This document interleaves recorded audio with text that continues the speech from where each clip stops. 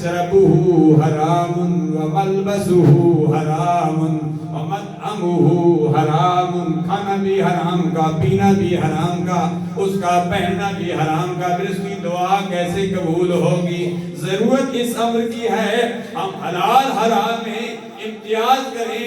جو اللہ نے رزق حلال دیا ہے، رزق حلال سے زکوٰۃ نکال کے اس کو پاک کر دیا کریں۔ زکوٰۃ کا مطلب بھی دو ہوتے ہیں، ایک زکوٰۃ کا مطلب ہوتا ہے بڑھنا، دوسرا زکوٰۃ کا مطلب ہوتا ہے پاک۔ جو شخص جو ہے زکوٰۃ دیتا ہے، گندم میں عشر، گندم سے عشر نکالتا ہے، اسی طرح اپنے مال سے بکریاں ہیں، اونٹ ہے، بھینس ہے، جو بھی چیزیں ہیں، ہر چیز میں زکوٰۃ، اس کی لمبی تفصیل موجود ہے۔